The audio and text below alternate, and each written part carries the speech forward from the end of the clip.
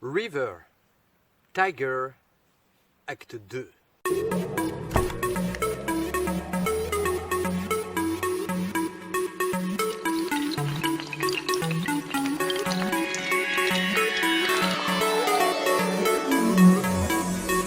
Salut à toutes et à tous, c'est Manu pour la chaîne de Suicide Carp. Donc comme dans l'intro, comme je le dis dans l'intro, donc nous sommes de retour sur le post de la dernière vidéo à il y a une semaine. Donc j'ai replacé les cannes de la même manière que la dernière fois. Donc c'est-à-dire une devant la Jussy, une dans la trouée là-bas et ma petite canne derrière. La canne plein eau je l'ai enlevée, mon campement je l'ai décalé ici. J'ai les cannes vraiment juste devant, voilà juste devant, je suis au taquet, je vais vous montrer ça. J'ai un angle un peu plus fermé pour la trouée, mais je pense que ça va le faire. On verra bien. J'ai changé ma tête de ligne. De toute façon, il fallait que je mette tout ça au propre. Puis j'avais du 50 centièmes. Je dis, allez, j'irai pas trop au-delà parce que j'aime pas les gros diamètres. Je sais, vous me dites 60, 70. Why not? Mais je suis pas sûr que. Enfin, forcément, c'est plus costaud, mais je suis pas sûr que ce soit nécessaire. Voilà. Quand tu ouvres ton pick-up et que tu as tout qui sort là, voilà. Bon, je suis en 50 centièmes, hein, pas de bagarre, on va trouver le compromis. Hein. Voilà, et puis que dire, j'ai recuit des tigers donc, j'ai fait en deux seaux, un qui reste tranquille pour de futures pêches et l'autre qui me servait pour cette pêche-là. Un amorçage avant-hier soir, un amorçage hier soir, hausse bombe, paf, ça fait des taches, et ensuite à la fronde pour éparpiller un peu, donc un peu plus hausse bombe en insistant sur les spots que je vais pêcher. Et quelques frondes parce que voilà, une fronde déjà ça en éparpille pas mal et ça fait chercher un peu le poisson, j'aime bien, ça peut capter des poissons qui vont finalement trouver pitance sur le spot quoi, ou les spots. La canne de bordure, elle, bah, un peu d'amorçage comme ça, un petit peu plus que la dernière fois puisque comme j'ai eu un départ, j'y crois. Les tigers, je voulais revenir à ça, parce que des fois on parlait ouais est-ce qu'il faut du sucre et tout machin. Moi, clairement, j'ai pas mis de sucre. J'ai pas mis de sucre, je les ai cuites, je les ai trempées 72 heures. Ensuite, je les ai cuites une demi-heure, trois quarts d'heure. Et j'ai laissé comme ça dans un seau hermétique. Le lendemain, le jus commençait à être sirupeux. Aujourd'hui, enfin, ouais, le lendemain, hier, il était déjà un peu plus. Et là, il commence vraiment à. On voit bien que c'est du sirop, quoi. Donc ça veut dire que l'ajout de sucre peut-être peut accélérer le phénomène justement de sirop là, de la Tiger. Mais en soi, si on veut essayer d'être logique et si on veut se faire sa propre opinion, je vois pas l'intérêt d'ajouter du sucre artificiel entre guillemets, modifié, à une graine qui contient énormément de sucre naturel. Voilà. Donc moi je pense que ça suffit à se décider quoi. Moi je pense qu'un bon trempage de 72 heures, une cuisson d'une demi-heure, trois quarts d'heure, il faut que les tigers elles soient de qualité un minimum. Dans un seau hermétique, juste après cuisson, moi je les mets encore chaudes dans le seau, je ferme, le seau a tendance à gonfler, puis après il va se rétracter, puis il va peut-être regonfler parce qu'elles vont créer des gaz. Mais voilà, vous laissez comme ça et ça va se transformer inévitablement si la tiger est à peu près qualitative. Voilà, enfin c'est mon opinion, hein. Non loin de moi l'idée de vous donner juste des conseils, pas des... Voilà, vous avez compris quoi. Sinon Balou, bah, vous demandiez comment il va, bah il va bien Balou, hein? Il va bien le vieux. Ah moi chien, il est content, il couinait tout à l'heure. Alors je sais pas, la papate c'était laquelle déjà? Oui c'était la patte droite. Alors qu'est-ce qui t'est arrivé Balou? Bah je sais pas. À un moment j'ai répondu à je sais plus qui que il s'était battu avec un sanglier de 150 kg, mais j'avais oublié de vous dire la dernière fois qu'à ma dernière pêche, en dormant, j'ai entendu un barouf dans l'eau, plus loin, et ça faisait, on sentait qu'il y avait beaucoup de choses qui traversaient l'eau, quoi. C'était à la queue leu. Et à un moment donné, derrière, j'entendais des... Et ça a duré un moment, quoi. Donc je pense que c'est un troupeau de sangliers, en fait, qui a traversé la rivière et qui est passé derrière, ici. On en entend des choses la nuit. Ici, j'avais filmé en cassette, parce qu'avant, il y a très longtemps que je pêche cette rivière, et j'avais un caméscope avec des petites cassettes que j'ai toujours, d'ailleurs. Il faudrait peut-être que j'essaie de mettre ça sur ordi et puis de vous en passer quelques morceaux. Vous verriez ma tête. Et j'avais filmé une biche qui traversait l'eau en pleine journée, quoi. Ouais, franchement, c'est cool pour ça la pêche. Bon, bah c'est tout. Que dire de plus? Je vous filme un petit peu le campement. Tac. Donc toujours dans la simplicité, j'ai même pas mis la toile devant, pas de bâche au sol, voilà. La petite table, c'est du petit luxe par rapport à la dernière fois. Les croquettes à balou, les cannes sont juste là, voilà. Avec donc une canne qui pêche ici, une canne qui pêche, alors je vais essayer d'éclaircir l'écran, est-ce que je peux, dans la trouée ici, et donc l'autre canne, ça me rapproche aussi de l'autre canne. Elle, on va zoomer, elle pêche juste sous l'arbre ici, canne toute peinard. J'ai tendu un tout petit peu plus ma bannière de façon à ce que si le poisson puisse sentir d'où vient la résistance et d'où vient le danger, cherche le large au lieu de revenir dans la Jussie. Voilà, voilà. Hein, Balou? One again, beast to fly? Ça va le faire, mec. La petite barque est là, peinard. Et puis j'ai mis la GoPro à charger, parce que j'ai une GoPro depuis un moment que ma chérie m'avait offert. J'ai le boîtier de la GoPro ici. Pour le moment, ça tient la corde, j'ai oublié le piquet. Voilà, je vais peut-être filmer un petit peu la GoPro, mais je sais pas. J'ai du mal à me motiver à filmer avec autre chose que mon smartphone parce qu'en fait c'est tellement simple. Après j'arrive sur l'ordi, je prends mes séquences, je les sors, ça va vite et tout.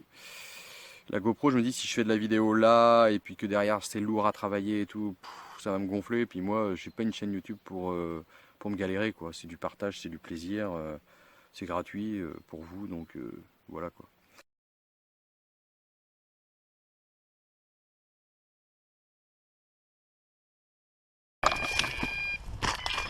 Merde, merde, merde, merde. Putain, juste quand j'allume la GoPro.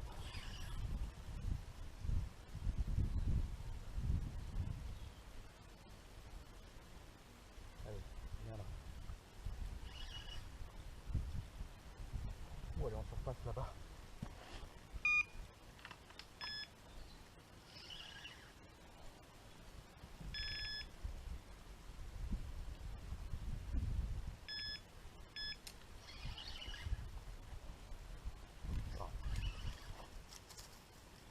Yes.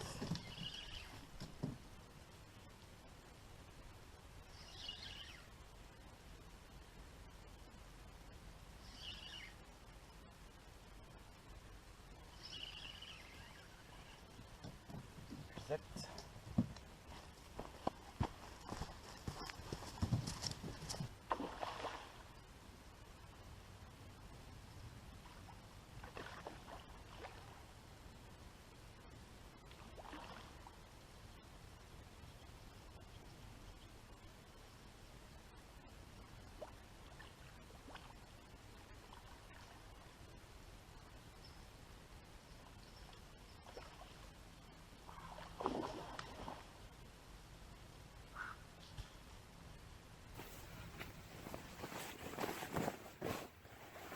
Bon, salut, ça fait une heure et quart que ça pêche, une heure et demie, allez une heure et demie.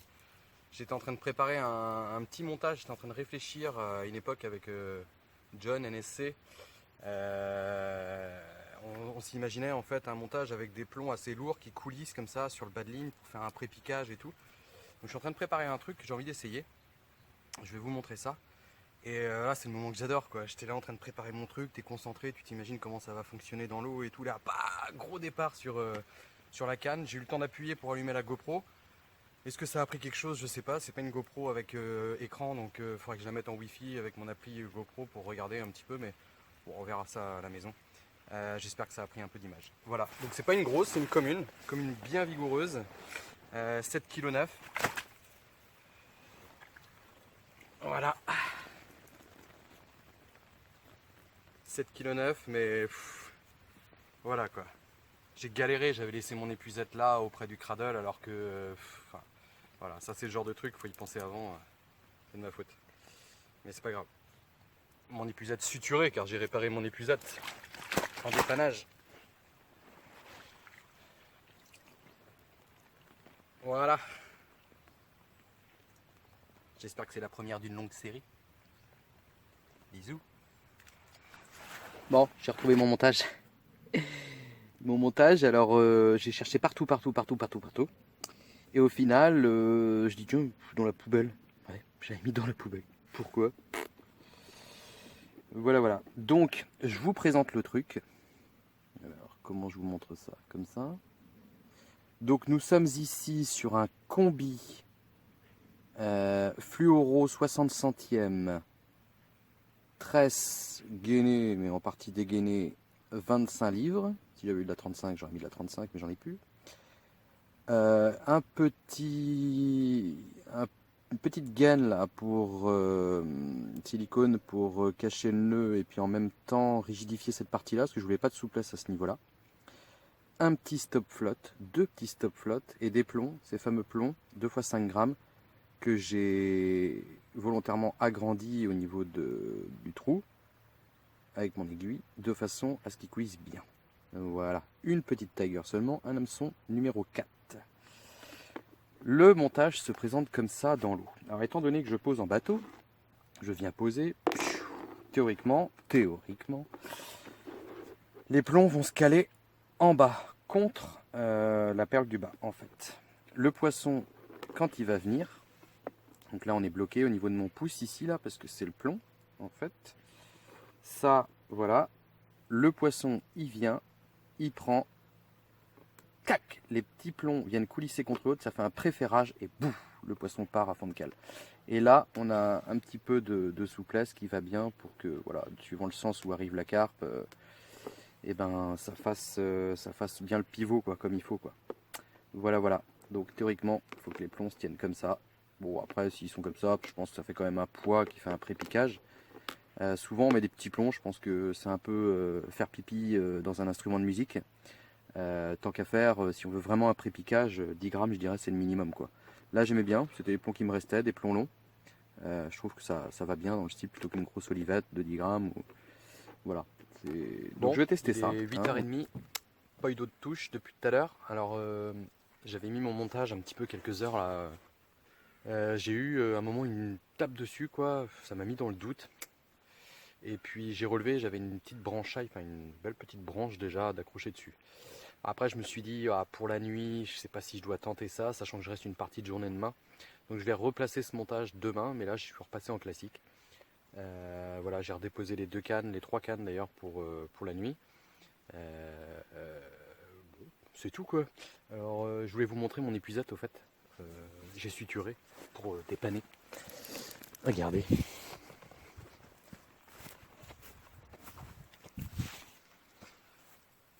Voilà, une petite suture. Donc suite à une agression d'une carpe commune de 10,5 kg, l'épuisette s'est retrouvé donc dans un état pitoyable. Il a fallu suturer. Et donc nous avons à peu près une cinquantaine de points. Voilà. Mais bon, elle s'en sort bien.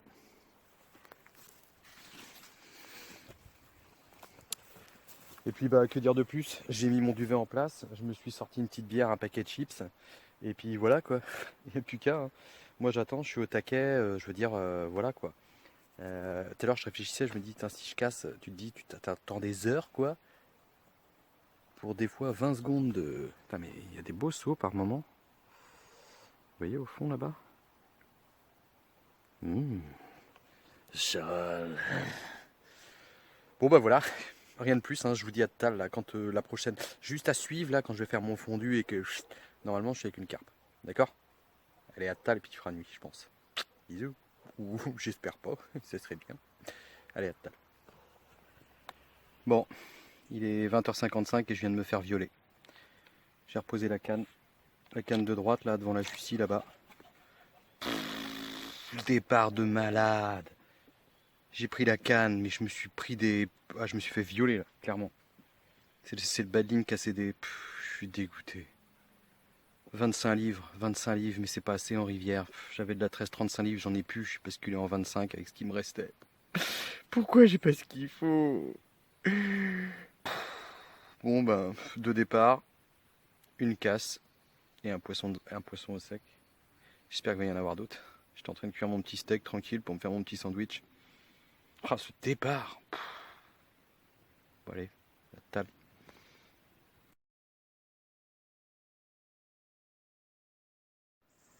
Ouais, il est 7h, j'ai reposé la canne à 5h après un cormoran qui s'est pris dans mon corps de ligne. Oh, j'ai reposé en me disant pour le départ du matin, je viens d'avoir un départ là, il y a 2 secondes là. pur départ décroche quoi. Je comprends pas pourquoi je suis maudit comme ça. Beau petit montage pourtant là. Je suis dégoûté. Casse bas de ligne avant de me coucher hier. Décroche maintenant.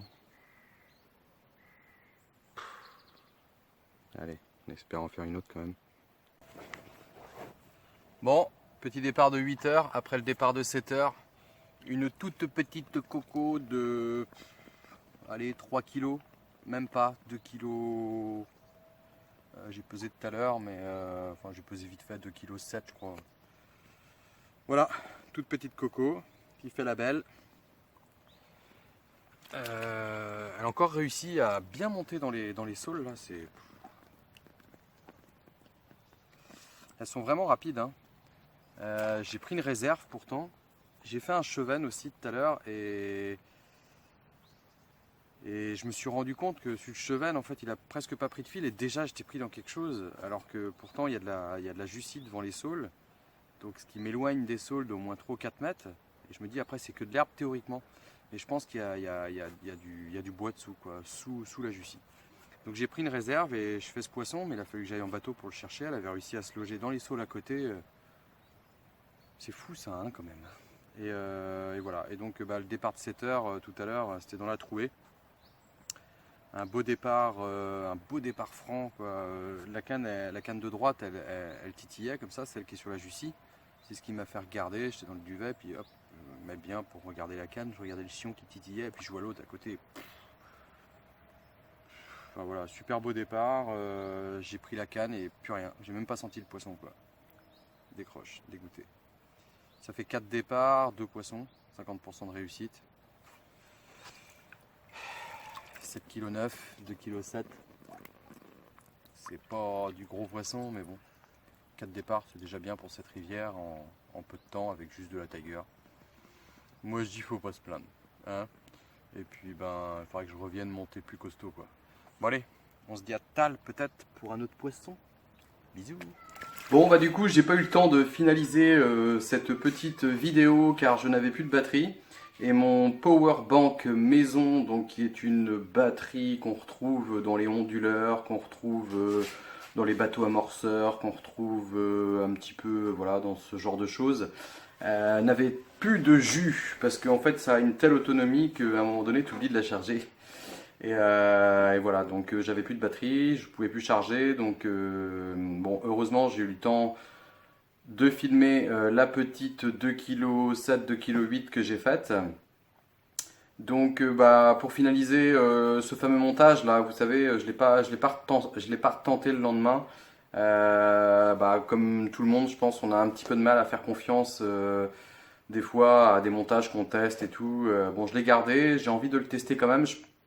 Après, je pense qu'il n'était pas approprié pour cette pêche parce que les poissons, ils sont vraiment en confiance sur la tiger et donc ils viennent manger.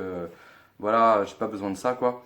Mais par contre, en l'occurrence, sur des pêches en assiette, en spot, là où t'as pas amorcé et tout, ça peut être une arme. On verra. Donc je le garde et puis on verra s'il est utile par la suite. Voilà, que dire de plus, c'est tout. Pour mercredi prochain, j'ai déjà une petite vidéo parce que je suis allé à la pêche entre temps. J'ai fait un peu de poisson. Un poisson, je retourne ce soir, donc peut-être que je vais refaire un autre poisson, je sais pas. Je vais vous montrer un petit peu mon approche et comment j'ai fait ce poisson et peut-être comment j'ai fait le poisson de ce soir, j'en sais rien, on verra. En tout cas, ça sera la vidéo de mercredi prochain. Et en attendant, je vous dis bonne pêche. Bisous.